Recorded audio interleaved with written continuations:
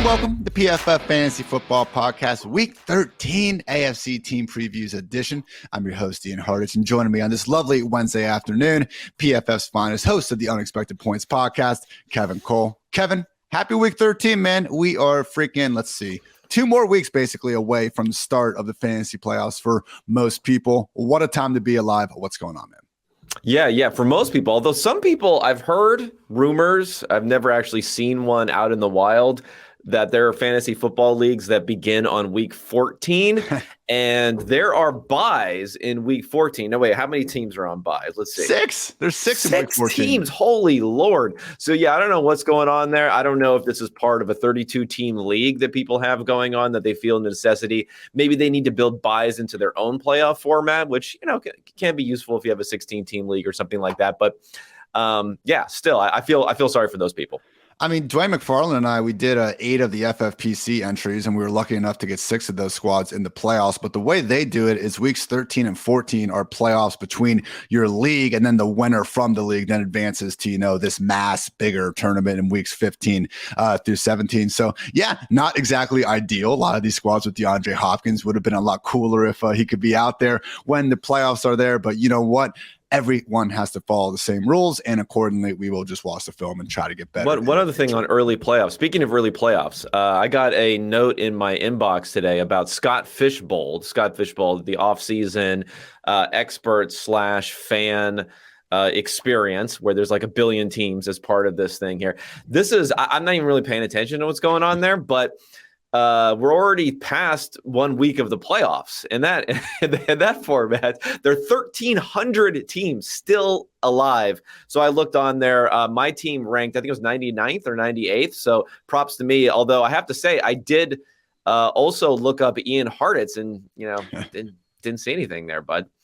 Yeah, when you go with the 2 quarterback system in Superflex, and one of those quarterbacks was Trey Lance, things are not going to work out too well. No excuses. Play like a champion. All right, let's get into our AFC breakdown, starting off with the AFC East and our first place 8-3 Miami Dolphins. Really going to get tested this week, though, in San Francisco. 49ers are 4-point favorites, game total at 46.5. So this will just be an awesome litmus test for Tua and really the entire passing game to find out just how good they really are, because you look at the hot stretch that they have been undergoing, and it's come against some objectively terrible defenses. Texans, Browns, Bears, Lions. Those have been the 4 opponents that Tua's gotten to face off against and sink his teeth into since having that, infamous 4 dropped interception Sunday night performance against the Steelers. So, Kevin, I'm not expecting Tua and company to completely, turn back into a shoe or whatever the hell the Cinderella thing is at midnight against this defense. There's a pumpkin involved in that one. Go ahead.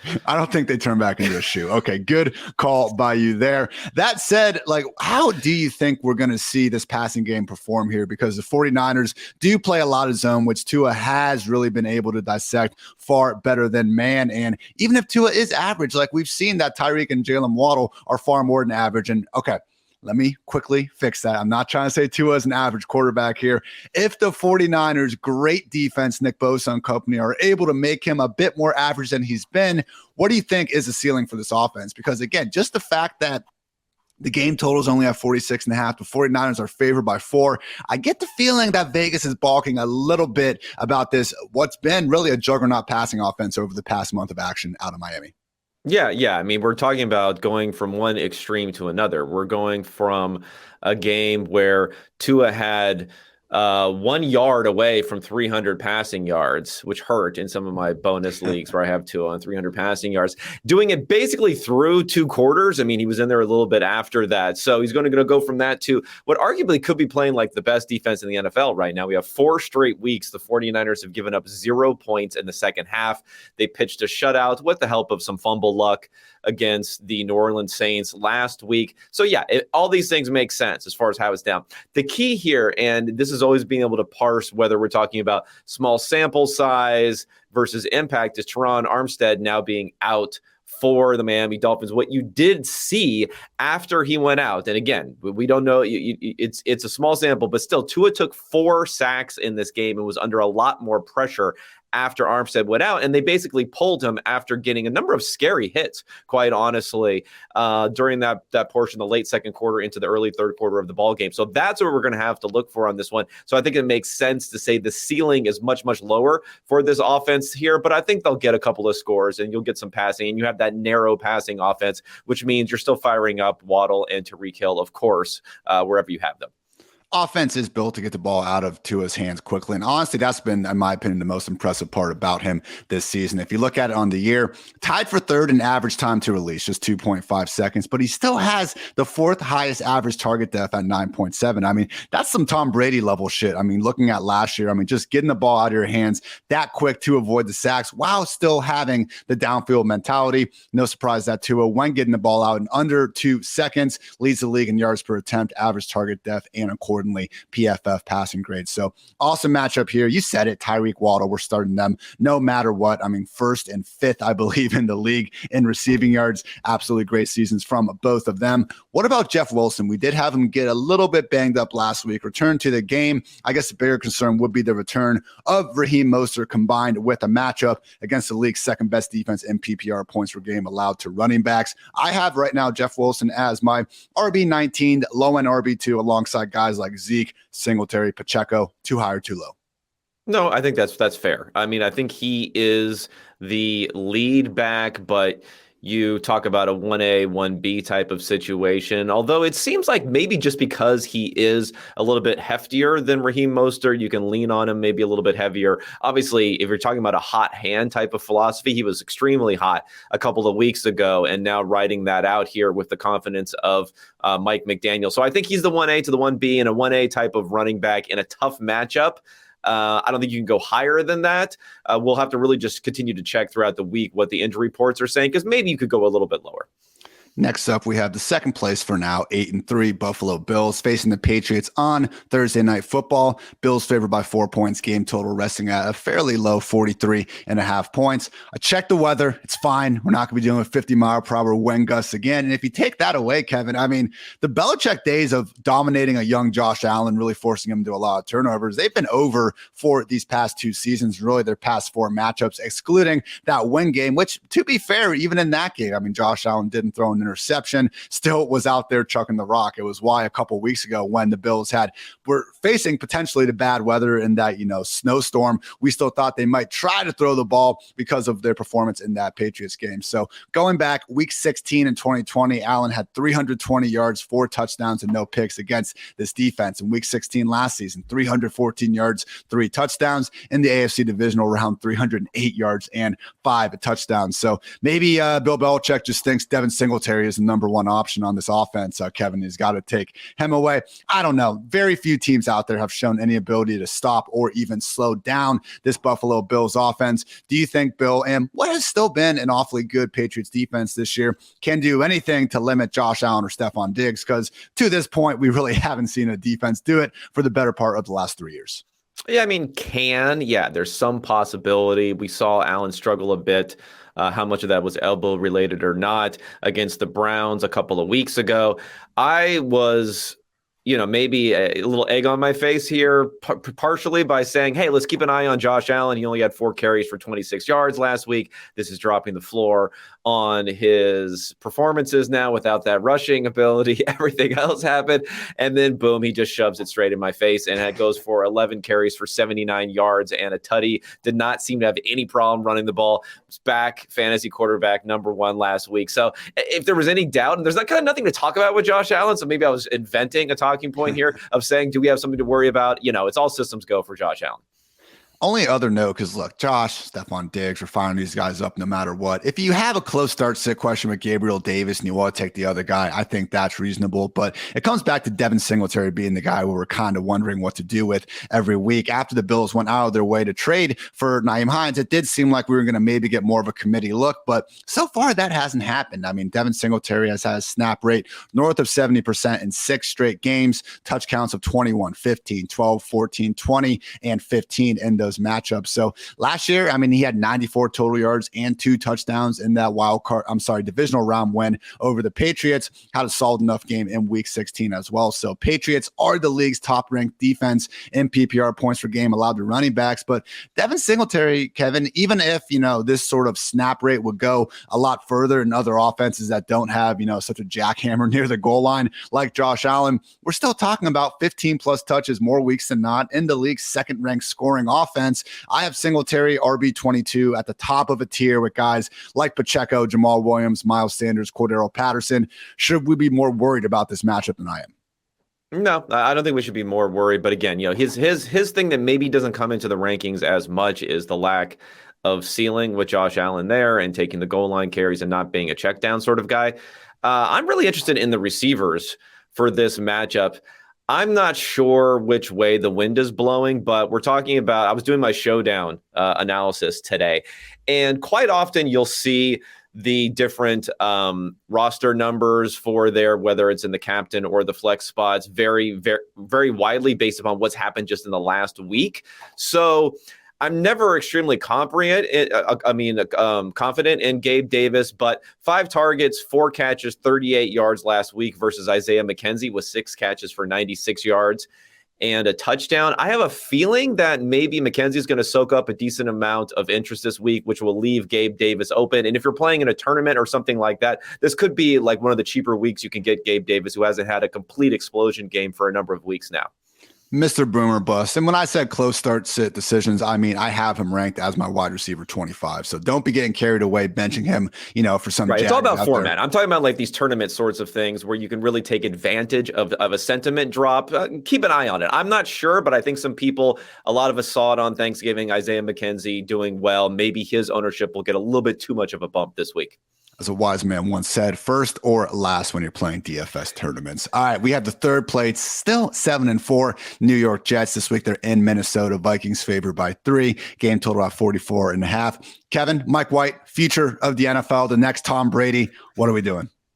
Yeah, it threw the weather also. Talking about the weather hawks out there that were probably potentially benching Garrett Wilson last week. It's like, oh, the rain, the drizzle. What's going to happen? This is Mike White, baby. We don't have to worry about it. We don't have to worry about these things. And I think what we're seeing here, and not to the degree that, it's not San Francisco. This is not Miami. But remember, we have Mike LaFleur here. And Mike LaFleur, deeply, intimately knowledgeable as far as that Shanahan tree, and just go do your job. I mean, I'm kind of mixing my metaphors here because I'm going with Bill Belichick, do your job, but just go out there and throw the passes that need to be thrown, functional quarterback play with this sort of talent. And again, Elijah Moore, Garrett Wilson, Corey Davis, sneaky top, I don't know, like definitely top half receiving core, maybe top 10 receiving core, right? Probably in that ball game. If you execute the offense the way that it's played, you don't have to be a fantastical quarterback in order to get a lot out of it. And we saw that from Mike White last week.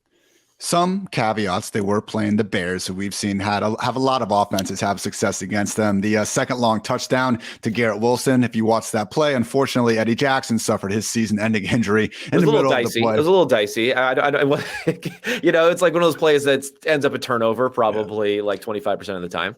But to your original point, I mean, head coach Robert Saleh, I think, said it best. He made easy look easy out there. And that really is all this offense needs when you have some of the weapons around them. But I would just pump the brakes a little bit because, my God, we are going to need to see him open up the playbook a little bit for Mike White at some point. Over the past 2 seasons, 51 quarterbacks have at least 100 dropbacks, Colt McCoy and Mike White, the only 2 with the sub 7-yard average target depth. So I know style points don't matter. You don't have to throw the ball downfield to pick up yards. And hey, he's averaging the 3rd highest yards per attempt during that time period. So that said, last year, really, we didn't so much see it last week. The turnover-worthy plays were a problem. I mean, over the past 2 years, Mike White still has a higher turnover-worthy play rate than even Zach Wilson. Not a good group to be in there. But at a minimum, Kevin, it's not a very high bar to be better than Zach Wilson. Mike White has cleared that bar so far from what we've seen. Again, and we're playing fantasy. So INTs, turnover-worthy plays, whatever. Bring them on. Bring them on. We just need that upside. And Zach Wilson was not giving us that. Going to find out a lot more in Minnesota this week and then in Buffalo next next week. So similar to, Tua and the Dolphins facing the 49ers, I think we'll know more about all these passing games here in a short time period. Final thoughts here. We do have, obviously, Garrett Wilson now looking more and more like a must-start guy. I have him wide receiver 23 ahead of players like Juju, Gabriel Davis, Devonta Smith. That too steep for you, Kevin? I mean, look, he was my wide receiver 1 coming into the year, and just based on what we've seen from all these rookie wide receivers, I still believe that Garrett Wilson, from a pure talent, ability to play wide receiver standpoint, is the best in his class. Yeah, I mean, I think it's between him or Chris Olave now with how he's been playing. Olave a little bit more under the radar because of the lack of team success there. The Saints are not exactly the draw that the Jets are, with everyone excited about him there. Yeah, Wilson, definite, obvious must start. I like where you have him ranked. I think some people may be moving him even further up based upon this. The idea that his expected fantasy points is somewhere around 16, 17 per game when he's been with Flacco or Mike White. A limited sample, very limited sample here, versus being around 6, I think it is 6 or 7 with Zach Wilson. It's not going to continue at that sort of level. So I like where you're going. I think you got to keep on stacking good games before you start to bump them up even higher. But I have a feeling sentiment may be even higher than where you have them right now. Final note here. This is the time of the year where we start learning new running backs' names, and they immediately become big-time fantasy factors. This time we have Zonovan Knight, nicknamed Bam, which I'm a big fan of, could be the lead running back now for the Jets after we did see James Robinson be made a healthy scratch, and then Michael Carter sprained his ankle. Obviously, Breece Hall been out of the picture for quite some time. So I guess my concern here, Kevin, is that we saw a game with Zonovan Knight lose Michael Carter fairly early, and even then, man, 7 of his 17 carries and targets came, up 21 in the fourth quarter. Now, if they're going to be able to build these sorts of leads in future games, and Mike White is a god, that's fantastic. But I'm not so sure we're going to see that same game script again over these next 2 weeks in Minnesota, and then especially in Buffalo. I would expect James Robinson to be elevated from the practice squad this week. If not, Jonathan Ward, someone they just signed. So still tentatively thinking this is going to be a 3-back committee with Ty Johnson getting that fantasy-friendly pass-down work when it comes his way. So maybe Zonovan Knight is just the next big thing. He's going to continue to make the most out of, 12 to 15 opportunities. I have him ranked RB33. I don't think he's going to make or break, the fantasy playoffs down the stretch as much as some people. To me, Kevin, it feels like this is kind of a down week in terms of the waiver wire. That's why we're hyping up, again, something named Zonovan Knight so much. Overall thoughts on Bam? Yeah, no, I'm with you on that. I think when we have a small sample, obviously what happens in college doesn't necessarily translate perfectly over into the NFL. He was a good player, but nothing great. I mean, there's a reason that he was not drafted. He had 757 rushing yards and 3 touchdowns last year from North Carolina State. And then on the receiving side, which he showed decent hands, I think, 22 catches for 156 yards. Nothing special from a production profile, from a combine profile, a measurables profile. 5'11", 209, ran in the 5'8", so not particularly fast. And then at the combine, I believe his jumped only 29 inches and well under 10 feet on the broad jump. So nothing jumps out there. So for that reason, I'd be skeptical until we start, again, stacking some of these NFL performances.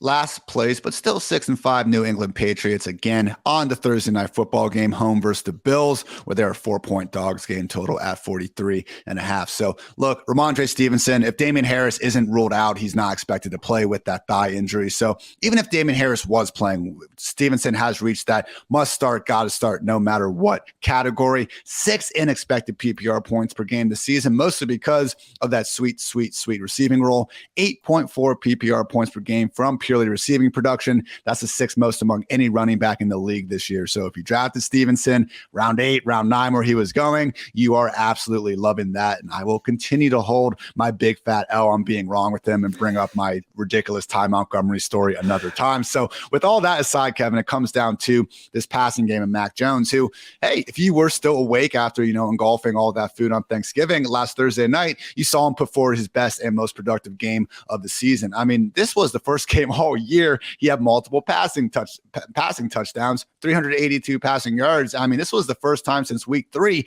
that he reached even 250 passing yards in a game.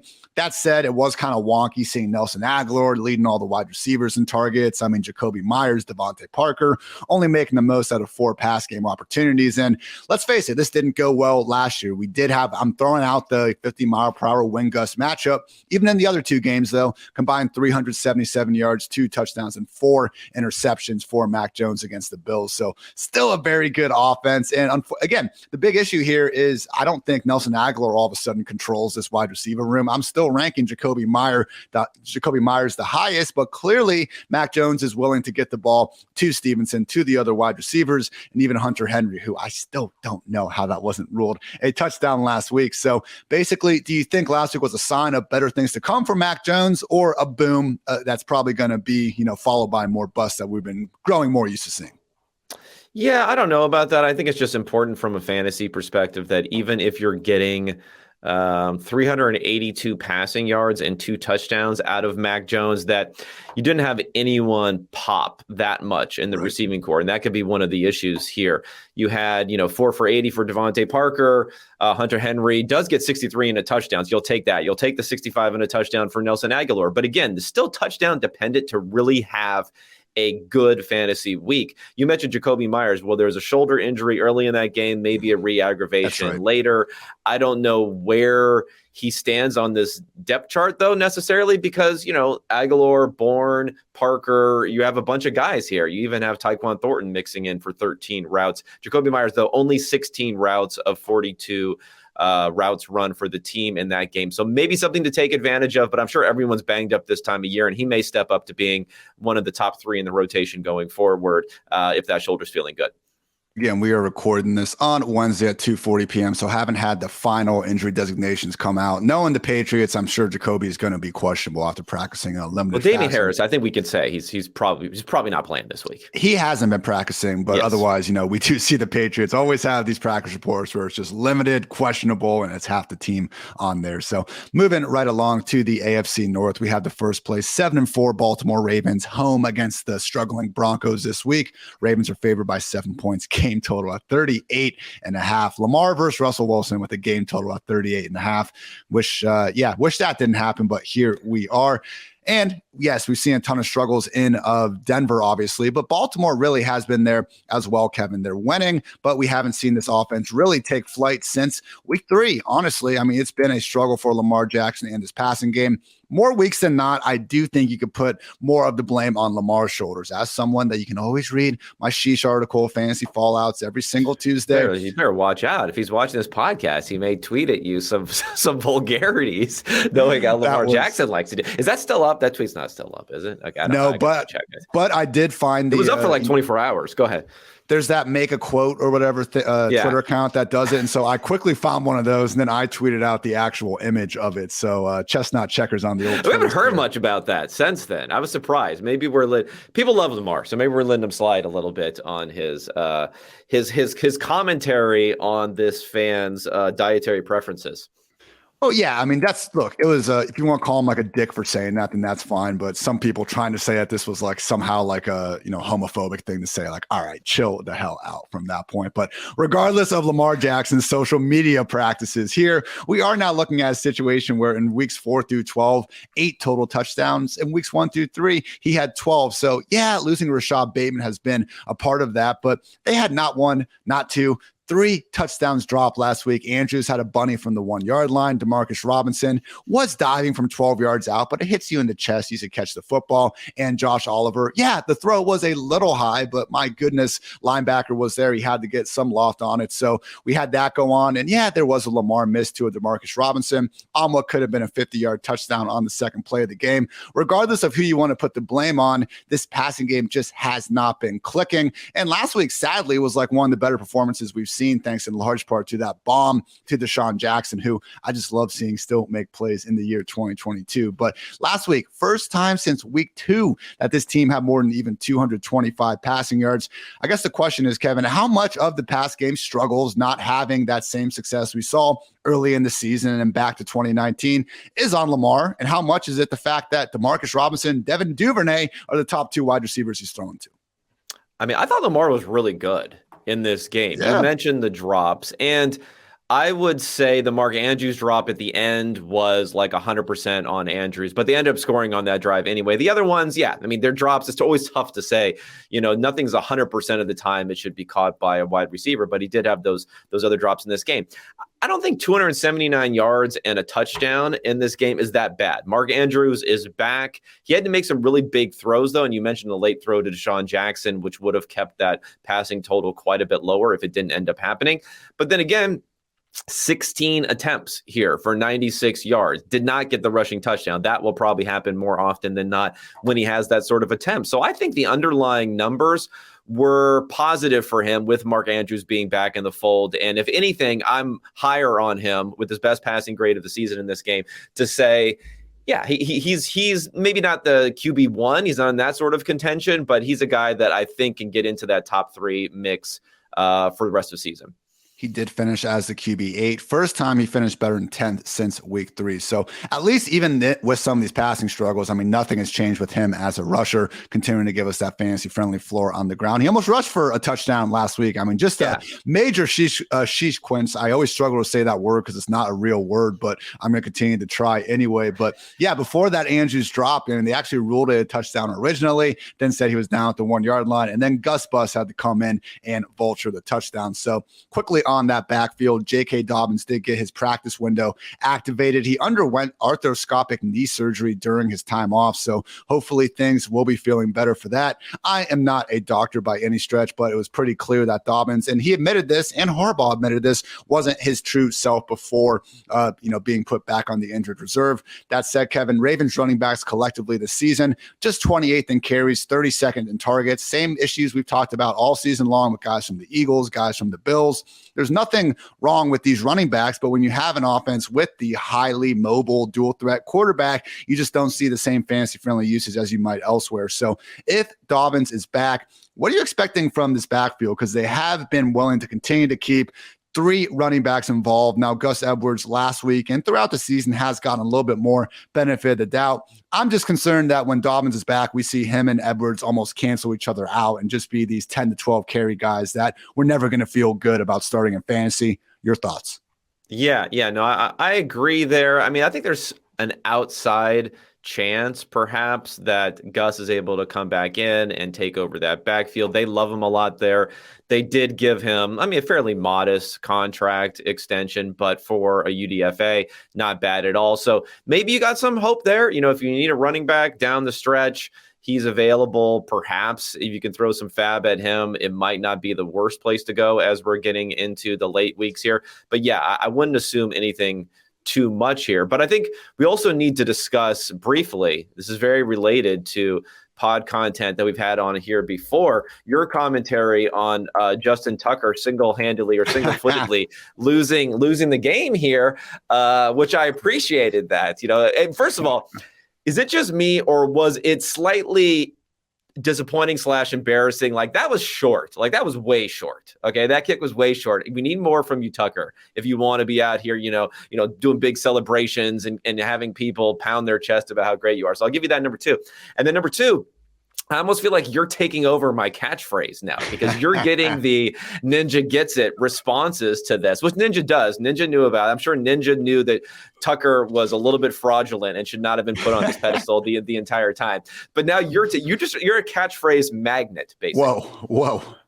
Shots fired there, Kevin. But yeah, it's appropriation. You're appropriating my catchphrases. Go ahead. Big missed opportunity saying that Justin Tucker single-handedly lost the Ravens that football game. Single-footedly was right there. I rushed it. You're doing this thing. I'm watching all these games on Sunday. Missed opportunity by me there. But look, I kid. As long as kickers are going to be a part of real football, I guess we need to respect them as real football players. But my God, man, he kicks a football. Like we get it. And to seeing the reaction after he missed that, where it was like, oh, look, he almost made it. You missed it, man. We're not throwing hand grenades. We're not playing horseshoes. So it wasn't even that almost, though. It wasn't even that almost. Like, it was like at least 5 yards short, which is kind of like low key bad. Like, maybe it would have been good from 60 or something like that. I'm not sure if it would have been good from that much longer. But anyway, I know there's a lot of Tucker love out there. You can't say anything bad about Justin Tucker. He's probably like in the top 50 of the NFL 100 now or something, but by how they do these rankings. But I appreciated you putting that out there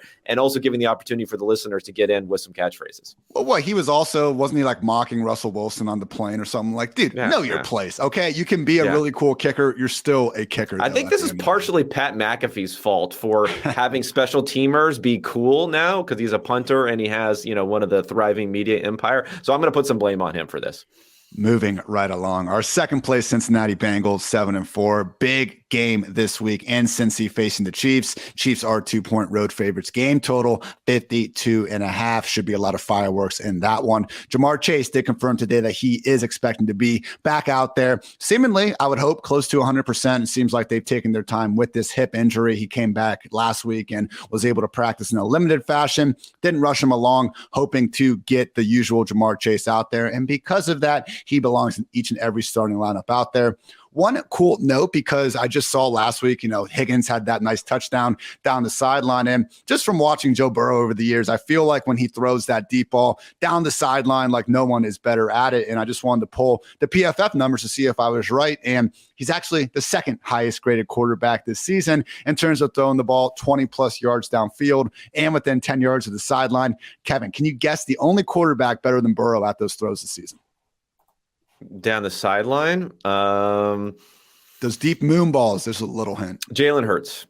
No, Geno Smith. Oh, Jesus Christ. Okay, Geno does everything, though. That's the problem. I would just assume, like, when I think of Geno, I don't think of him having any one part of his game. He's decoded the matrix out there. It's just all elite for Geno. But yes, if you do go back to last season, nobody has more touchdowns than Burrow with 14 on those sort of passes. But I guess all that is to say, we had that first game against the Browns where the Bengals offense, really was struggling without Jamar Chase, but they really did a good job figuring things out. I know it wasn't the most dominant victory over the Titans, but for them to go into Nashville and again win, even without their best, non-quarterback out there, really was impressive. So it brings me to the point, Kevin, with this offensive line starting to gel a little bit better out there. I didn't see how many sacks Burrow took last week, but it certainly wasn't 9 like it was last season, the AFC divisional round. Are the 2022 Bengals more dangerous than the 2021 Bengals? I believe they are. I mean, part of my beef with Bengals fans, not with the team, was that they were overestimating how good they were, and then they got a good roll. I mean, they went to the craps table and they were hitting. There was pass over and over again, and they got all the way to the Super Bowl. I think internally they're a better team this year. You mentioned the sack rate. It's been steadily coming down for Burrow. How much of it last week was the lack of pass rush for the Titans versus the pass protection? I'm not sure, but I tracked something called quick pressures, and his quick pressure rate in that game was about 7%. It was very, very low. 1 sack in that game. Some of the best numbers we've seen so far for the season.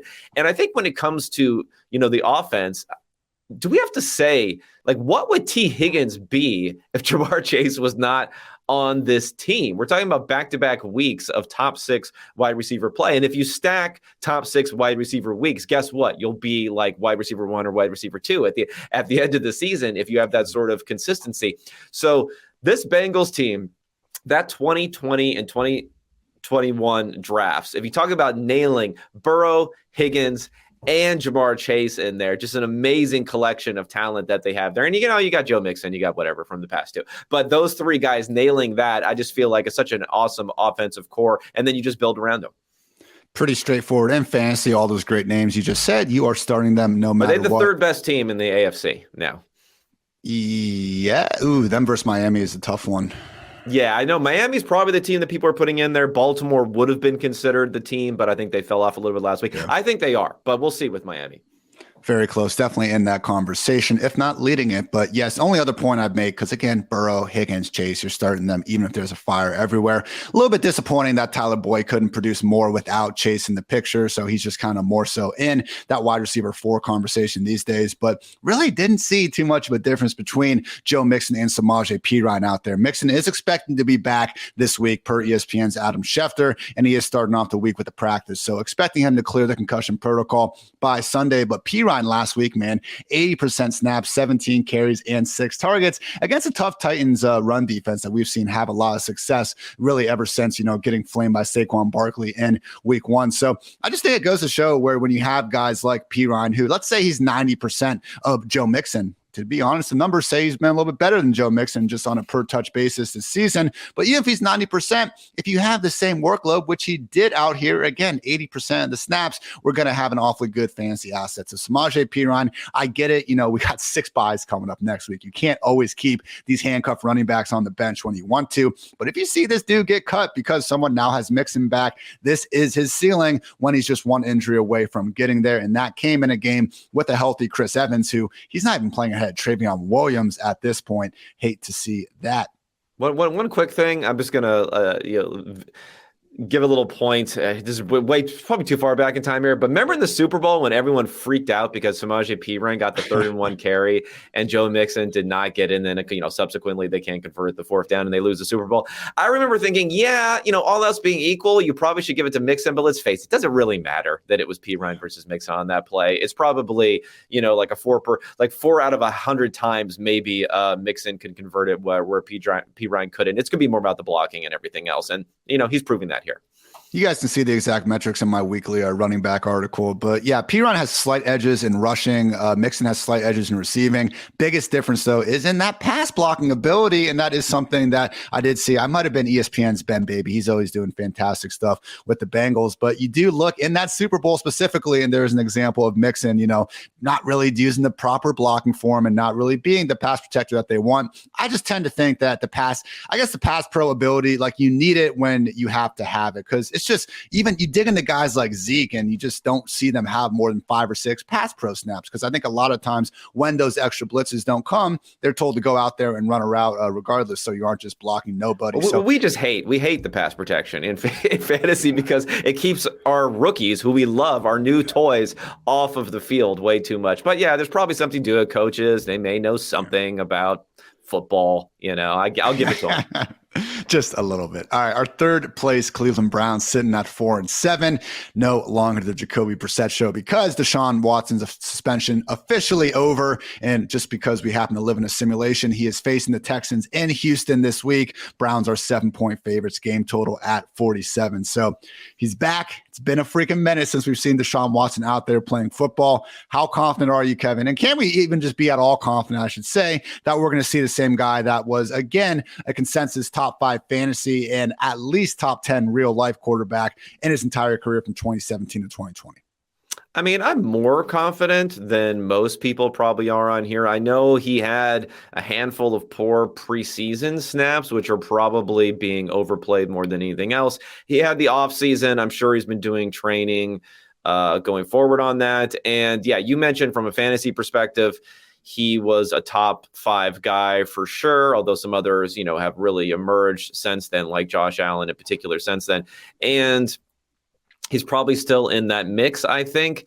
I would have been a little bit concerned about the weapons around here, but Njoku, Cooper, even Donovan Peoples-Jones are playing plenty well enough, I believe there. Now, from a volume perspective, though, he was more of a high volume. We're just going to lean everything on Deshaun Watson type of passer. Maybe that will be eased in with the rushing attack that they have there. Maybe he won't be running himself quite as much as he had in the past and give me a little bit extra juice there. So those are 2 things to monitor for him. But as far as a high-level player, I tend to believe, guys it's like riding a bike sort of situation. I don't think they're going to forget how to play. We've seen guys miss years with ACLs and come back like nothing had happened.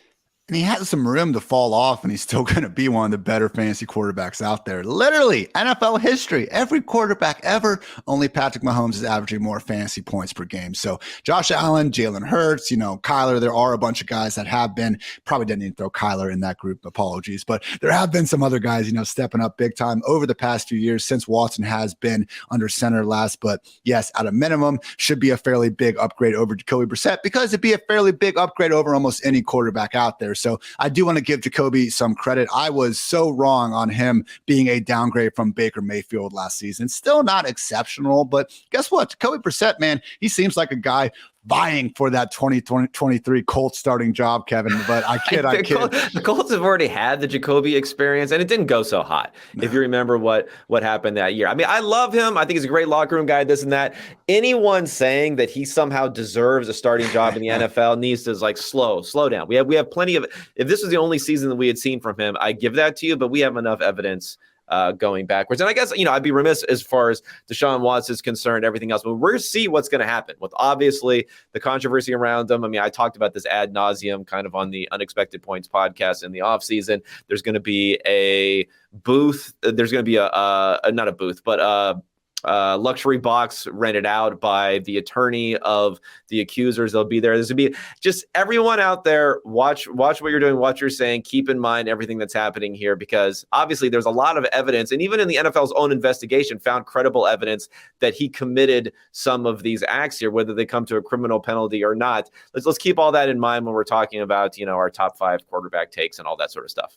Final note here is David Njoku did miss practice on Wednesday, and Kevin Stefanski called it a new knee issue. So that's never good to hear. And it could be a problem, because we saw 2 weeks ago they were willing to only play Njoku on a limited amount of snaps. What a catch by him, though. Like that has to be like a top 10 catch on the season. A lot of people weren't necessarily paying attention. Situation, 4th and 10. They eventually win the game. Without, I mean, they don't get that. Obviously, they don't win the game. So, yeah. Fantastic stuff. Someone that people were wondering if he was a little bit overpaid this offseason has that not was me. That was me. I'll throw me in there.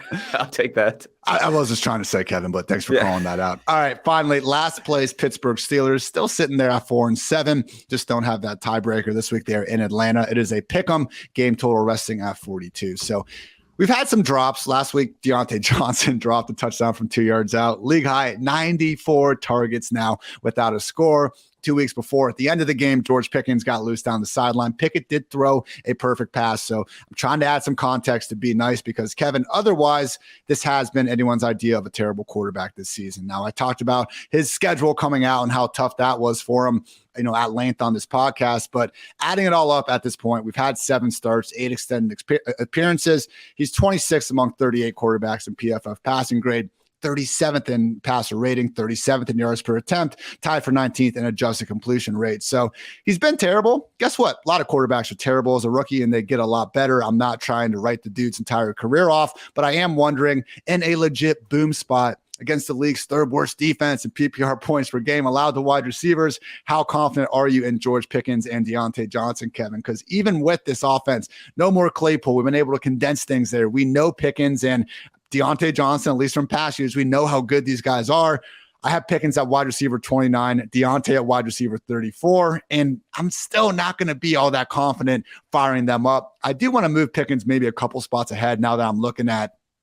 I have him right behind Ayuk and Courtland Sutton. I would probably start him ahead of Courtland Sutton when it comes down to it. But even then, amazing matchup, no Claypool, and we can't get 2 really talented wide receivers, even close to the top 24. Will this change this year, or is this just unfortunately the Pittsburgh Steelers offense as we know it?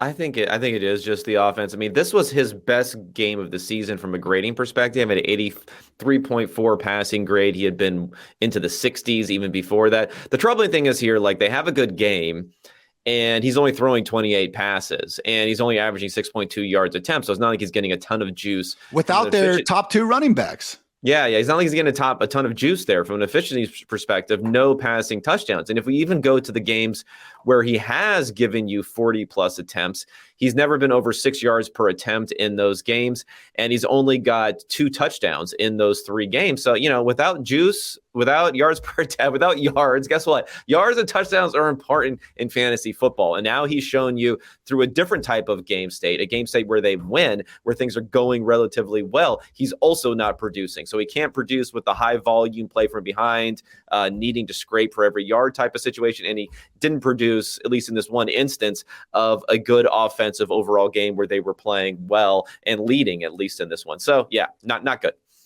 Pat Freiermuth, again, just it's been inconsistent. And we're not down the talent at hand, but the dude hasn't scored since week 2 because that's life inside of an offense that just hasn't. He doesn't throw touchdown passes. So what are you gonna? How are you gonna score without the quarterback throwing touchdown passes? Pickett yet they need some running back option, pass option plays or something.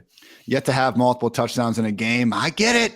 2 drops. I brought him up, but he also missed Pickens on what should have been an easy 4-yard touchdown last week. So it does go both ways. Speaking of those running backs, Jaylen Warren missed last week with the hamstring. He has been cleared to return this week, which is good, albeit we don't know if Najee Harris is going to be out there. I believe the last update I saw on Najee was the abdomen issue isn't all that severe. Looking for the update right now. Just fantastic podcasting we got going on right now. But I guess my concern here, Kevin, would be, will Jaylen Warren even have a chance to have, okay, he's quote unquote up in the air for week 13. That's what Najee is. So not exactly a given. If Najee is out, I'm not all that confident in Jaylen Warren necessarily having that 3-down role. I would have been if he wasn't coming off his hamstring injury. We did see them be pretty willing to give Benny Snell a good amount of work last week, though. Thoughts on this backfield if Najee Harris is going to be sidelined? Yeah. I mean, number one, I don't know. I'm going to use my magic 8-ball crystal ball, and I say that he will be sidelined for this game. And I don't know. I think that he could have a really good role. I just don't know. I think he could be a guy that they like a lot. It seems like Tomlin, everyone else likes him a lot there. So, and they've been willing in the past, obviously, to give huge roles to their lead back, no matter whether it's a starter or if it's a backup, like when James Conner got in there, when D'Angelo Williams got in there back in the day. So that's a possibility. The problem is there's no juice in this offense. So you're taking on some risk with the role, and you're taking on a lot more risk with the fact that the offense doesn't have a lot of juice. But it's a decent matchup. So he has a high ceiling, I think. It's a possibility those things could align. I'm just not confident necessarily that you should be, ranking him as an RB1 or something like that. I have right now, if he's going to be playing, Najee Harris as my RB20. That'll obviously go down if we're hearing about him being limited and whatnot. Latavius Murray versus Jaylen Warren, Kevin. I think that kind of be about where he's going, right? Because we're talking about a bell cow running back. I think I'd lean Warren in that circumstance, but yeah. That's fair. So that's about where he's going to be, right around that RB2 borderline. And hey, usually that is good enough to. We'll get news too as to how he's feeling and stuff too. So obviously it's gonna hinge on that a little bit too. Before we move on to the AFC South, I want to give a shout out to some of our lovely sponsors out there, beginning with our friends over at Western and Southern. The PFF Fantasy Football Podcast is sponsored by Western and Southern Financial Group. While you focus on your roster moves, Western and Southern helps advance your money moves, buying your first home, planning to start a family, wondering how to make your money grow. Western and Southern's playbook of life insurance, investment, and retirement solutions helps you rest assured on game day. Team up to understand needs and address goals with a game plan built just for you. Get started right now at westernsouthern.com/PFF. Also got to give some love to our friends over at DraftKings Sportsbook, an official sports betting partner of the NFL, is my go-to when betting on the NFL this holiday season. And right now, new customers can bet just $5 on any NFL team to win their game and get $150 in free bets if they do. And check this out right now. Everyone can earn up to 100% boost with DraftKings stepped up same game parlays. Go to the DraftKings Sportsbook app, place the same game parlay, and combine multiple bets like which team will win, player props, point totals, and more. The more legs you add, the bigger the boost, the bigger your shot to win big. Download DraftKings Sportsbook app now. Use code PFF. Place a $5 bet on any NFL team to win their game and get $150 in free bets if they do. Only at DraftKings Sportsbook with code PFF. Ooh, Kevin, you see that news? There's a lot of different stuff here. I'm trying to figure out which one is more interesting. For some reason on my beat writer Twitter list, someone tweeted like some conservative something or other saying Elon Musk confirms Twitter interfered in the election. So I don't know what the hell that means. So that's interesting here. Do you know Patrick Mahomes' nickname for his new son, who's Patrick Levon Mahomes III? What, Showtime? I don't know. Bronze. What? I don't know. I got to figure out what's going on here. Okay. So Sterling. Oh, Sterling and Bronze. So they're connected. Sterling for the sister and Bronze. I don't know about that one. That could use some work there, but I'm sure. Is his brother like TikToking from the maternity ward or whatever? Doing his moves. So, but we would only breaking news, but we'll discuss a very, very important Broncos news when we get to the Broncos segment because we have nothing to discuss fantasy wise for That's actually going to be the end of the podcast here in a little bit. Okay. So look forward to that. Yeah, but first, it's going to be huge. It's going to be huge. I'm unveiling a couple of new PFF metrics as part of this. First, we got to get through the AFC South and our first place Tennessee Titans 7-4 coming off that close loss to the Bengals. Another tough one this week in Philly. Eagles are 5.5-point favorites, game total of 44.5. So, hey, similar question that, we asked with the Bengals coming off that big win. You said they are more dangerous than last season. With the Titans, once again, falling short to Joe Burrow and company in Nashville. Can the 2022 Titans be anything more than what this 2021 edition was? That one's a little bit tougher because I do think while Treylon Burks is playing well, that he's not going to be A.J. Brown, right? He is maturing, but at the same point in time, he has 250-something yard catches over the last 2 weeks. One of them was highly, highly contested last week. And then the week before that, he did not moss, but it kind of partially moss Jair Alexander. Yeah. So I thought it was impressive, but those are ones that are not going to pop on a week in, week out basis. So they don't have that guy. They don't have that guy necessarily, the A.J. Brown. So I think that brings them down. Defensively, I think they look pretty good. They were getting better at pass rush earlier this week, and I mentioned their failures against Joe Burrow last week. So that would also be a little bit of a concern for me. They weren't that great last year, but they got that number 1 seed. Also, they got the bye in the playoffs. They're not going to get that too. So for a number of reasons, I don't know if they're going to be that much of a competitive team this year. Obviously, Derrick Henry, starting him no matter what. I would just say real quick, league high 56% of his rush attempts have come with 8+ defenders in the box. So you see that 4.2 yards per carry. Just realize Henry has to work harder for those yards than most other running backs. But guess what? League high 247 carries and already career high marks and receptions with 21 and receiving yards with 278 has helped him maintain a floor. Wouldn't be surprised if he can boom on the ground, though, against an Eagles defense that honestly, even before Jordan Davis, their first round, just monster defensive tackle, got injured. He did get his practice window open today, so he could be back this week feasibly. Even before then, though, this wasn't exactly a great defense against the run because of how damn good they are against the pass, which I get. Same thing with the Cowboys, same thing with a lot of great defenses because the year is 2022, not 1992. You should be better at stopping the pass and the run. And even though we did see Christian Watson have some late game heroics last week on the season, Darius Slay and company, still an awfully formidable group. Second EPA allowed per pass play, second yards per attempt allowed, the best defense in the league in terms of passer rating allowed against them. So Treylon Burks, I think he's a fine wide receiver 3. Like, it's good. We have 3 straight weeks now of Tannehill booming to an extent, at least more than what we saw from weeks 4 through 8, where they couldn't even reach 150 passing yards. I would just, again, caution to Kevin's point. It has been tough. Only 6, 8, and 6 targets over these past 3 games. I have Treylon Burks as my wide receiver 32. I don't think he's a must-start receiver, but you're feeling fine if he's in your flex. Yeah, I'll give him. Are we still giving out Flowers? I think was that just a 1 week bit where we were giving out Flowers? Yeah, we can keep it going. I think it's probably just the one. We probably don't want to overuse that. But I will say, I know I just talked down Burks a little bit here.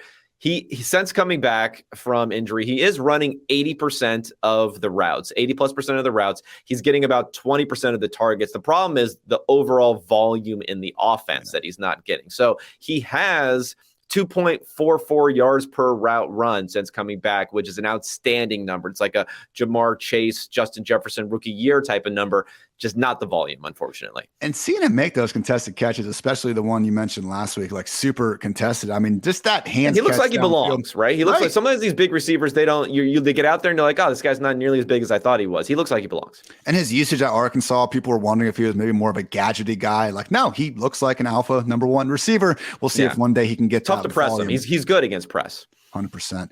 Number 2 ranked team in the AFC South. We have the Colts still somehow at 4-7-1 this week in Dallas on Sunday Night Football. The Cowboys are favored by 11. Not much credit being given to Jeff Saturday and company. What are your thoughts now on Jeff Saturday through 3 weeks, Kevin? The Colts have been more competitive than they were in weeks before. Now you replace Sam Ehlinger with Matt Ryan. I think that is bound to happen. And we did obviously have Jeff Saturday's, clock fiasco taking over the news after Sunday.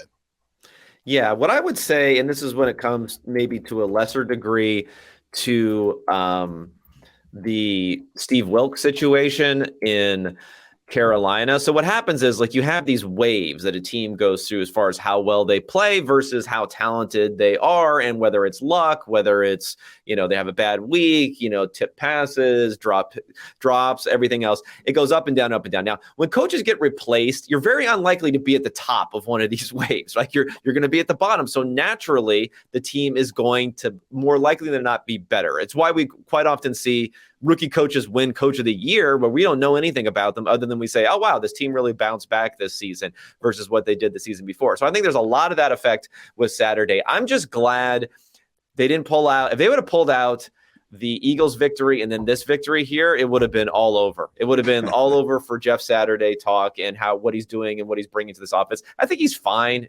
How much does it matter that much? He's really just living off of what Frank Reich had set up there. And Matt Ryan, unfortunately, Matt Ryan's going to have some okay games and he's going to have some bad games. It's just the type of quarterback he is right now. And that's going to matter more than anything that Jeff Saturday is doing. Good news is we have a healthy Jonathan Taylor, starting to do Jonathan Taylor things again, and even Michael Pittman out there. I mean, last 3 games, he's had 9, 7, and 11 targets, managed to go for at least 6 catches over 50 yards, even found the end zone last week for the first time since week 1, which is sad, but also good that he did find the end zone again. Beyond that, not trusting anything here in this offense, really. With all due respect to Jelani Woods' big game, that did come with Kylan Granson out of the picture with an illness, expecting him to be back this week. Paris Campbell was kind of crazy, though. It was. But I mean, dude, look, he's not the only good tight end in this offense. Mo Alley-Cox had 6 catches for 85 yards and 2 touchdowns in week 4. He has 8 total targets since. I just have no confidence. If you're living in tight end hellscape, which is pretty much anyone who doesn't have Kelsey or Andrews or maybe some others on here. I mean, I'm talking about myself here. In one league where I had Kyle Pitts, another one where I had Dallas Goedert. Goddard, come back, baby.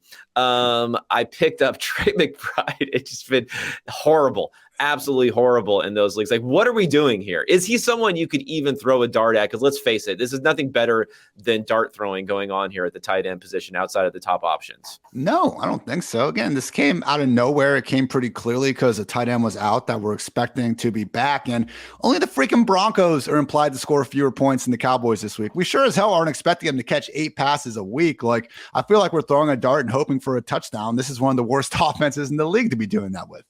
Okay, how about should we get a prop where I can take the other side? Jelani Woods touchdowns rest of season. Okay, 0.5. I'll take the under. Okay, I was going to say 1.5. So that's good. Okay, I'll take the over on 0.5. This will give me a chance. This will give me a chance at embarrassing, very embarrassing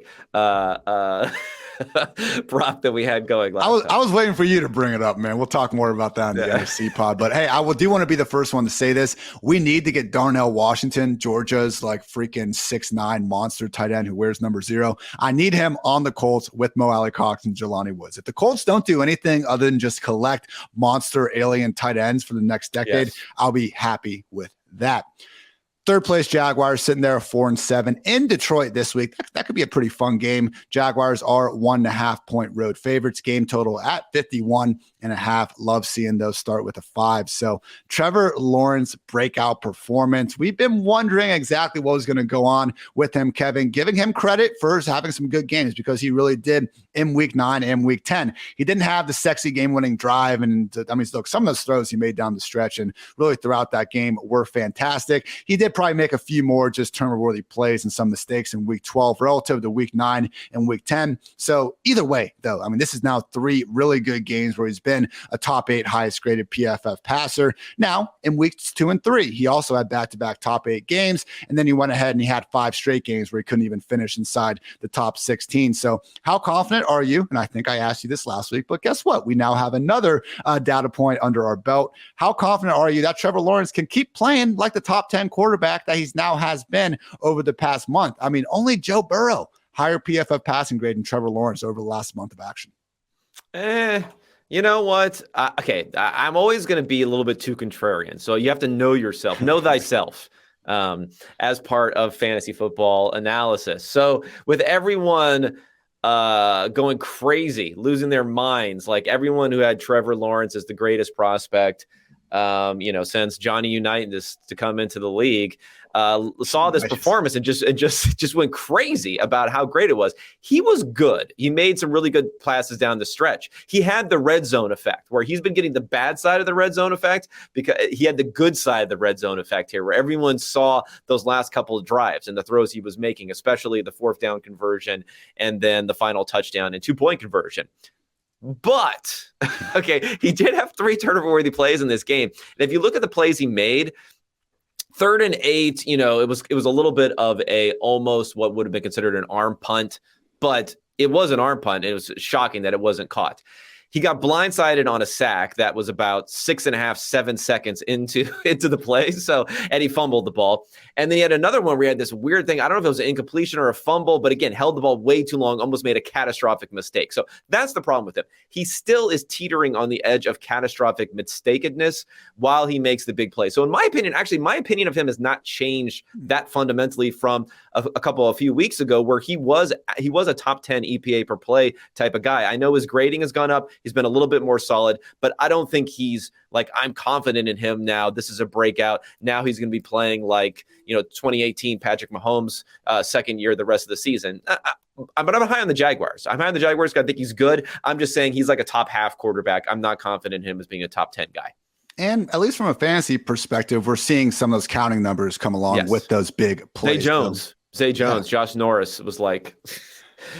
levitating. Passed out. He was so happy after what happened. Back-to-back pretty good weeks for Zay Jones, combined 24 targets over that stretch. And guess what? A great matchup this week against the Lions defense that ranks 31st in PPR points per game allowed to wide receivers, just 29th in PFF coverage grade. So Christian Kirk not sweating that dud at all. He continues to get all the targets ever since Doug Peterson said he needs to be up there. He's had 5, 10, 7, 9, 12, and most recently 9 targets. So Christian Kirk still trusting as a weekly wide receiver too. And Zay Jones has cracked my top 32 wide receivers as well. So again, does look like it could be a shootout here. Feeling good about this Jaguars passing game. And Evan Ingram, man, you were asking for someone out there that if you do need a stopgap tight end, I mean, I take Evan Ingram over someone like Jelani Woods 8 days of the week. Keep an eye on him on the waiver wire if available. Final point here is with Travis Etienne. So he got ruled out early last week, but it came out that he was actually ruled eligible, cleared to return. I believe he did get into practice on Wednesday, although Doug Peterson did call him day-to-day with the foot. How worried are you that we don't see Etienne get that same 70-80% snap workhorse role? They did add Darrell Henderson off of waivers a couple weeks ago. I mean, I'm worried. I mean, I hate these foot injuries. Yeah. I hate them. Remember when Rashad Bateman had his second inflammation of the foot injury, I said he could be out for the year, and he was. And, Bateman's a guy, injured the foot, got cleared, came back. There's something going on. And unfortunately, I don't know how much the effects, I'm not a doctor, so I can't say, year over year, but wasn't it a Liz Frank that knocked him out for his entire last year? Yeah. Last season too. So I don't know, man. If I were the Jaguars, I think an abundance of caution is correct. I think they did a fantastic job keeping him out of the last game, and Doug Peterson should really be highlighted for that, not only from a perspective of just being like a smart move, but like being a good dude, keeping his players out from getting injured. And Jermichael Hasty looked pretty good, I think, playing out there too. So that also factors into that maybe he'll be eased in a little bit going forward. Your last placed 1-9-1 Houston Texans this week. There again in the Deshaun Watson Bowl at home against the Browns. Browns favored by 7, game total at 47. Any thoughts on the Texans? I mean, Kyle Allen was like worse than I remembered somehow. This team has worn me down slowly but surely, Kevin. I have nothing to say about them. Yeah, you don't have anything to say about them other than wait, hold on. I have one thing to say about them, and probably if you're like a playoff team, right? You're thinking to yourself, who can I pick up defensively that might be playing them in the playoffs? So the Jaguars in week 17, Titans in 16, Chiefs in 15. It's not great. You're probably not going to be able to get the Chiefs. You might be able to get the Titans, though, in week 16. So, think about that, because the Cowboys, you're probably not going to get. I guess the Browns, if you can pick them up and stream them this week, all engines go. I'm going to update. I did a couple of weeks ago, and we talked about on the waiver pub. I'm going to update those charts I made about the easiest schedules by position for weeks 15 to 17. So you can check that out on my Twitter if you're wondering. And sometimes offenses will get better, so you can't plan like 3-4 weeks in advance. You can do it, though, for this Texans offense. You can plan a year in advance, probably, if you need to.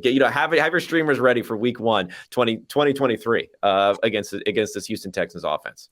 Unfortunately, we've had to dive Pierce down the ranks a bit. He is my RB18 on the week. I would start guys like David Montgomery, Tony Pollard. They massacred our boy. I know, it's so sad, man. But look, it's not on him. Like, just realize that 16 rushing yards on his last 15 carries, -6 rushing yards before contact, which I've known for since Sunday. Did you enjoy that Dari Ogunbowale touchdown last week? Did you enjoy that? Ogunbowale. That's the one name I can kind of get down. So Rex Burkhead, obviously doing his thing out there as well. But I will say, the Browns this year, bottom 3 defense and PPR points per game, 2 RBs and yards they stink, before contact. But still. You're still firing them up against the Texans. Yeah, absolutely. Well, but look, we're firing up. We're firing up Dameon Pierce this week. More leagues than not. Yeah. Yes. Yeah. I'll give you that.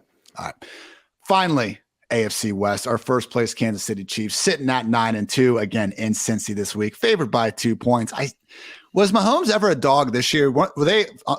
Yes, they played. Josh Allen was okay. Yeah. And then other than that, it was that Lamar Jackson Ravens Chiefs game a couple years ago. So those are the only 2 times that Mahomes has been a dog in recent memory. Couldn't quite get there in this one. Cincy home field advantage, man. I will probably not be at the game. Maybe I'll venture to Madtree or something though. Shout out Madtree, best brewery in Cincy, in my humble opinion. At all concerned, because look, we have Mahomes out there. We got the passing game. We know how awesome they are. What about Isaiah Pacheco now? He has been the starting running back. He's been good, not great, not catching many passes. I believe he only has 4 on the season. And we did see the Chiefs go out and sign Melvin Gordon.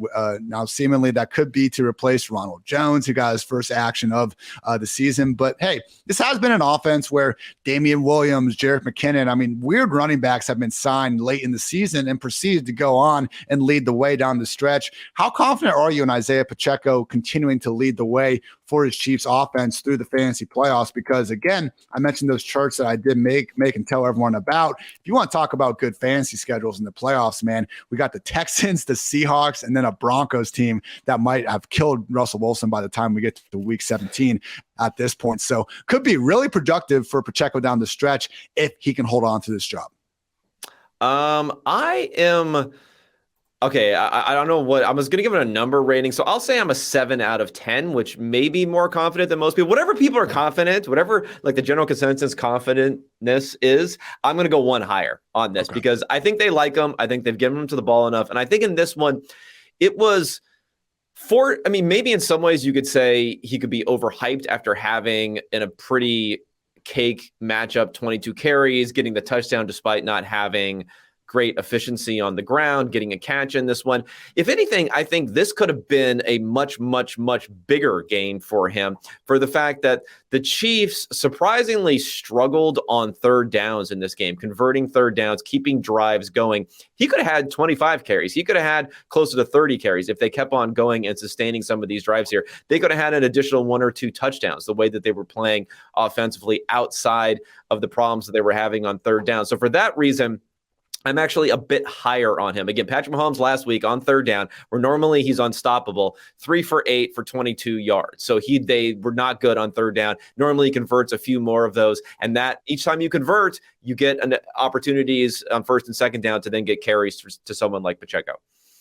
I do wonder if we could see them start to lean on Pacheco more inside the 5-yard line. Because going into last week, I mean, the Chiefs were the only team in the league that actually had thrown the ball over 70% of their snaps inside the 10. And you look at what happened last week, you threw that pick in the end zone. So bad pick in the end zone that, God forbid. And I know Mahomes certainly had made more than enough great plays to make up for the mistake. Can we trust Patrick Mahomes going forward?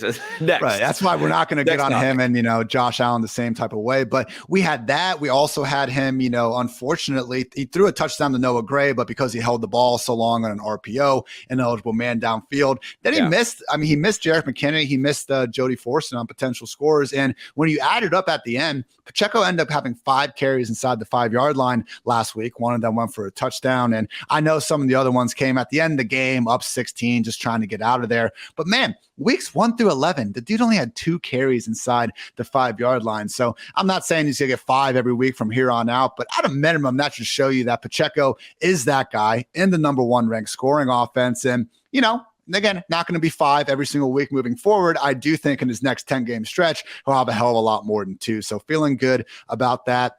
Last point here, Kevin, how worried are you about the Juju Smith-Schuster usage? We did have Andy Reid come out afterwards and say that he was rotating in. They weren't exactly sure early in the week if he was going to be out there, because now this week he's missing practice on Wednesday with an illness, which, hey, plenty of times we see the guy come out there on Thursday, full practice. Don't even worry about it. But we did see Juju, number 3 on the team. I mean, didn't even run a route on 50% of Patrick Mahomes' dropbacks. I have him as wide receiver 24, so I'm not taking a huge stand on it at the moment because, man, before he got injured, this dude had ripped off 3 straight top 12 finishes. Yeah, no, I'm not worried about the usage. It's just the worry that comes with this offense is the fact that we had 10 different receivers in this game catch a pass. That won't always be the case, but, anyone from MVS, Kelsey, Juju Smith-Schuster, McKinnon, Sky Moore, who's only still kind of rotating in, so maybe he can be phased out. You're going to need more guys kind of phased out. Justin Watson can get some catches here and again. You mentioned the Noah Gray stuff. I guess you just need more guys phased out to really be able to trust them from a floor perspective, these receivers. And I just don't know if that's going to happen because it's probably not necessary to do so and still have a top-end offense for the Chiefs.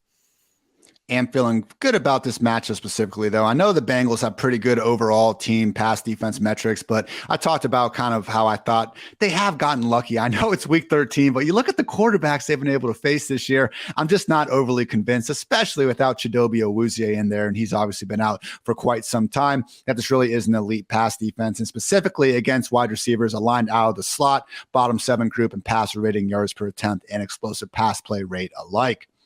Second place, Los Angeles Chargers sitting here at 6-5, favored by 1.5 points this week as they travel to Vegas to take on the Raiders. 50.5 point game total. Gotta love that. So I did a little study here where, as I'm watching the games on Sunday, usually I'm tracking sheeshes and just asking myself questions that hopefully I can answer with data at some point. And with Justin Herbert, man, it was just a matter of seeing like how much more is he like kind of having, how much more does he have to put the team on his back, like Greg Jennings and your typical quarterback out there. So I took basically every single team's PFF rushing, receiving, pass blocking, and run blocking grade. So everything that doesn't have to do with the quarterback specifically to see who actually has the best and worst supporting casts. And the bottom 5 supporting casts in the league in terms of those averages, the Broncos, the Cardinals, the Chargers, the Colts, and the Rams. So I thought I added up with what we were seeing where Justin Herbert, we can talk about the average target depth. We can talk about his win-loss record. The wide receiver room, we were kind of hoping they would have added a third true field stretching guy even before Jalen Guyton, Keenan Allen, Mike Williams have been forced to miss all this time. Gerald Everett comes in and gives them a nice spark. He's been banged up. They can't run the ball. They pretty much stopped trying to run the ball. The offensive line certainly dealing with their fair share of issues as well. And, Justin Herbert continues to play through this rib injury that we usually forget about, once we just kind of settle into the fact that he is still out there and trying to give it a go. So, man, Justin Herbert, like this year, again, hasn't really been, some people were calling for MVP, like he's going to be better than Mahomes at this point. Clearly haven't gotten there, but I would not say this has been, a step back for Herbert at all. What say you? No, I mean, maybe modestly. You never know how much depend on the quarterback, how much depend on the surroundings. There have been some worrying stuff, but it's probably offensive line related more than anything else, is that He's taken 11 sacks in the last 3 weeks. After weeks 1 through 9, he only took 10 sacks. That was one of the things that was helping to keep drive alive that he hasn't been able to do recently. And it's keeping down his, yards per drop back, at least when you start to mix in those sacks, yards lost. So that's bringing him down a little bit here. They're pretty lucky to win that game last week. I actually thought the Cardinals played a little bit better and probably should have been the winner of that game there. But you're right that he hasn't had a lot of help. I think Keenan Allen is starting to maybe not hitting that age cliff, but the age and injury stuff is catching up with him a bit there. If you have an offense where, I guess in fantasy, if you have Austin Eckler, you're glad to see him get 15 targets. But trust me, you're not going to have like a dynamic, high-scoring type of offense when that happens. So it's tough. It's tough for Herbert this year. It's a slog. And then you have Brandon Staley, who's now heel turn on analytics Twitter. Now he refuses to go for it on obvious go for situations when he was probably too risky in the other direction last year.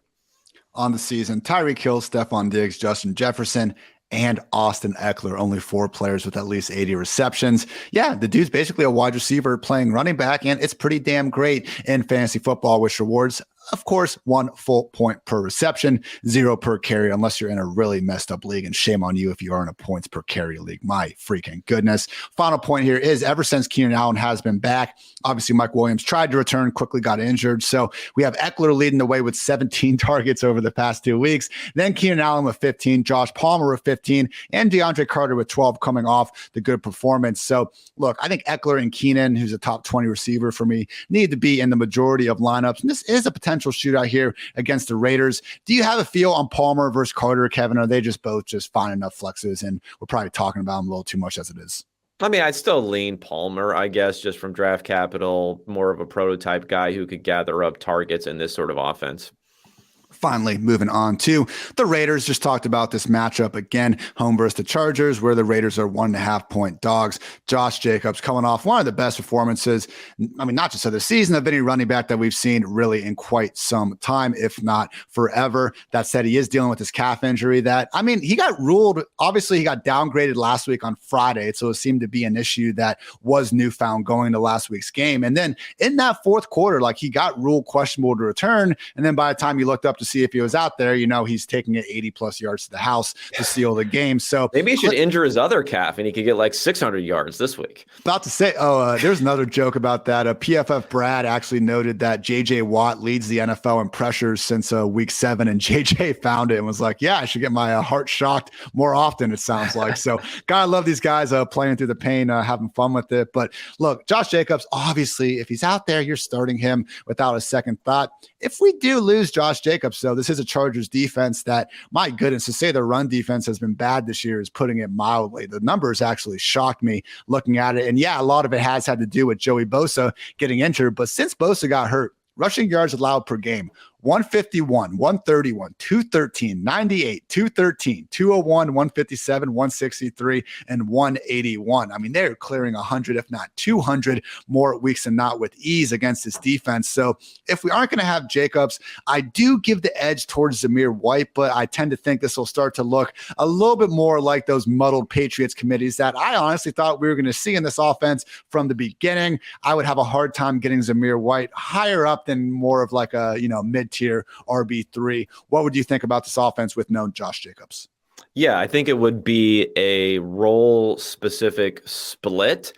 I don't know. I'd be pretty high on White, though, if only because I know Jacobs has had the role of everything here, but still, if you just look at his rushing work, 227 attempts already this season, 9 touchdowns, averaging 5.3 yards per carry, which indicates, he's playing well. He's breaking off some big runs, which isn't going to happen for everyone. But the offensive line is probably also playing well. The offense generally is probably also generating enough first downs and continued series to get more carries. So who knows? Zamir White could be an interesting guy at 215 pounds. Even though he's a rookie, he's definitely going to profile as the guy who takes the early down work.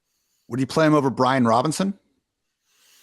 That's probably about right where he is. I think I would, although Robinson had a good week last week, so most people probably would not.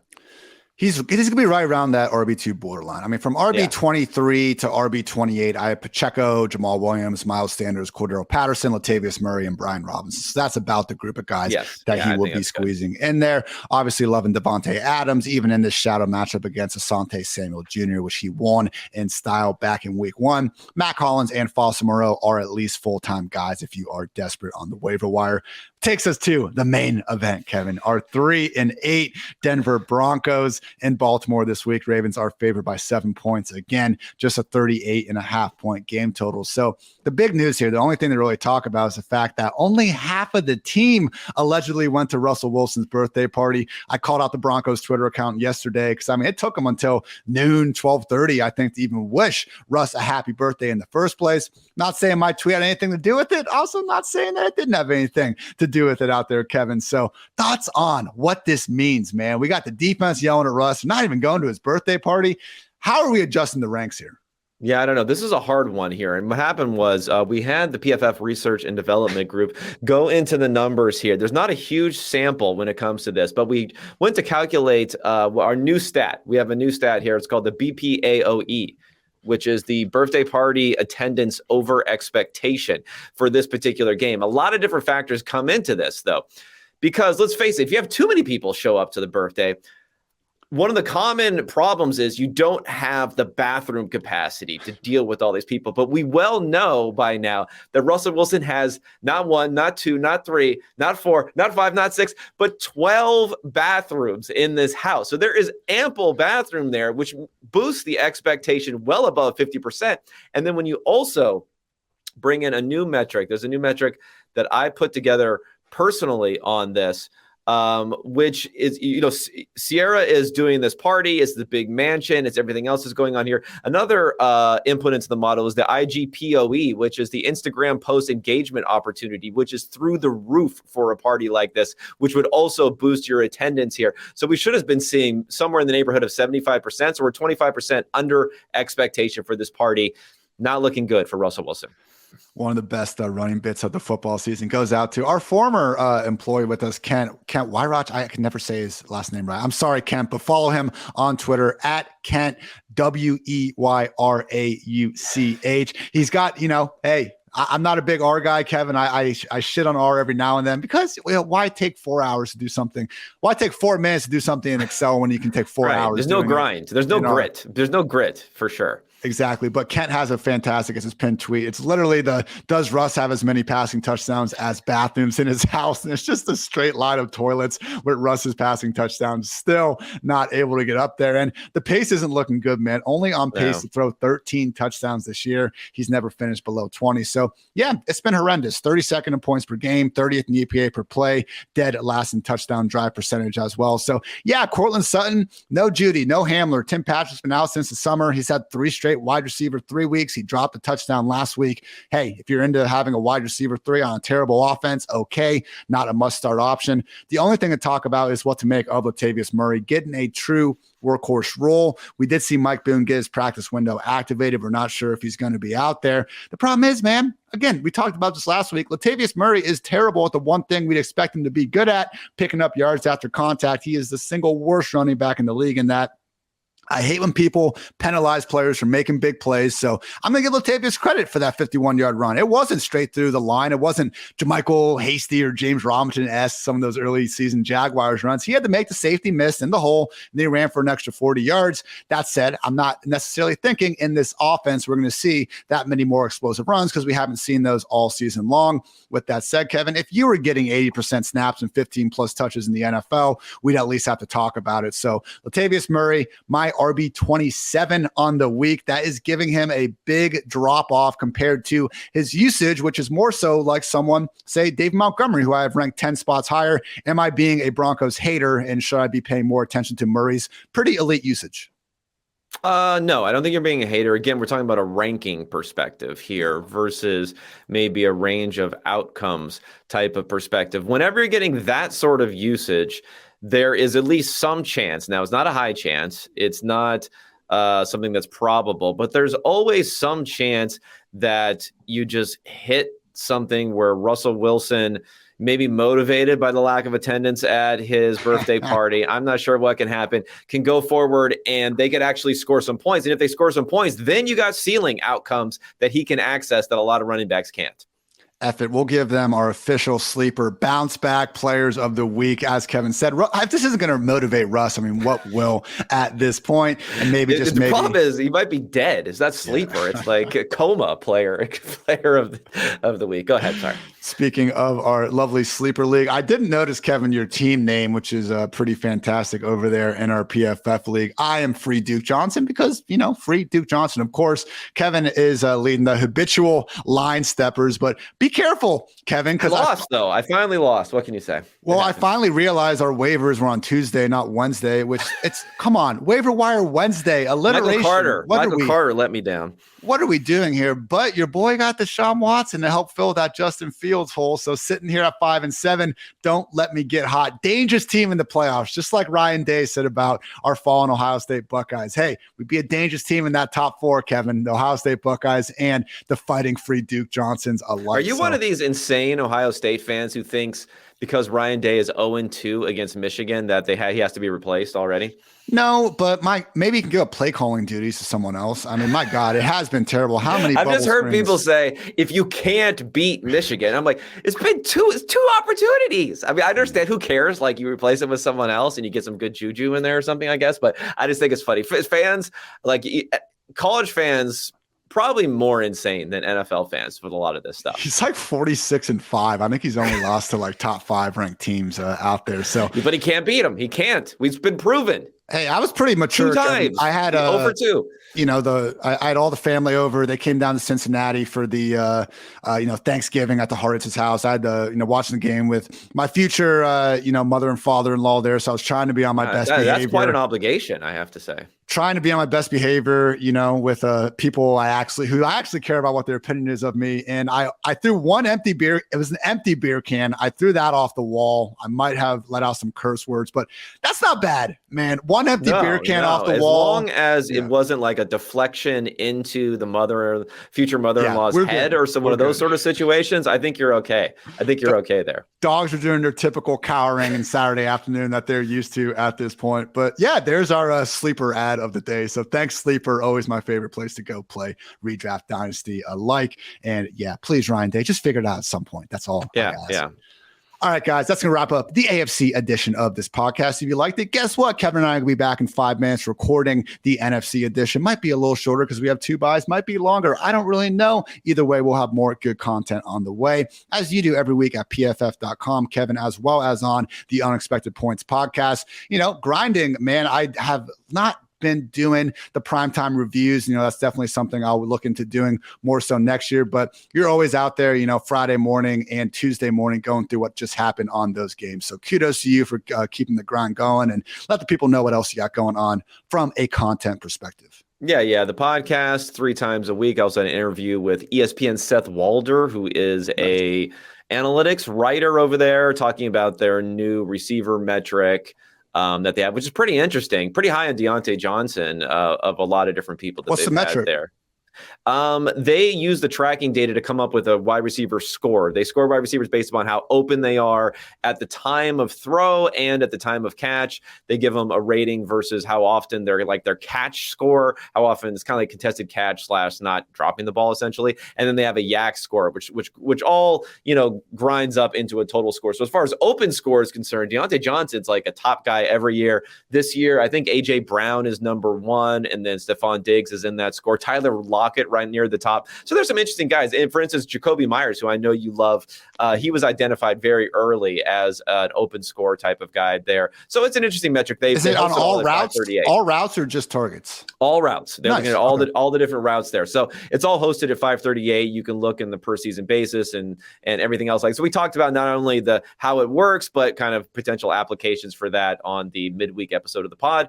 And then I have all the showdown content for the Island games to look at, including, of course, Buffalo and New England coming up this Thursday. Always a great day to be great with the showdown slates. Make sure you check those out. That rhymed. Hey, There we go. Another catchphrase, Kevin. Just taking over the game here. Quarterback, running back, wide receiver, shadow breakdowns, mismatch manifesto, and of course my Sheesh report each and every week at pff.com. If you aren't getting enough love from our podcast, we continue to pump out 5 times a week. And guess what? Once the season's over, might be going down to, only 1 or 2 actual episodes in terms of focusing on the playoff action. But I have already convinced Kevin to come back on and do a bunch of exit interviews for each and every team, which I'm very much looking forward to getting done. So fantasy football over in 4 weeks, but not the PFF Fantasy Football Podcast. Appreciate all you guys, listening. We've been getting the Spotify Unwrapped, stuff going on. And I've already had a couple of you reach out and show that you are, this has been one of your favorite podcasts. So truly do appreciate that. And yeah, I know it's always a grind in the season. We've been trying to become more interactive with the live shows, but always one of our biggest goals, because without you guys, obviously none of this is possible. So truly thank you. And thank you for tuning in to another edition of the PFF Fantasy Football Podcast. So for Kevin, I'm Ian. And until next time, take care, everybody.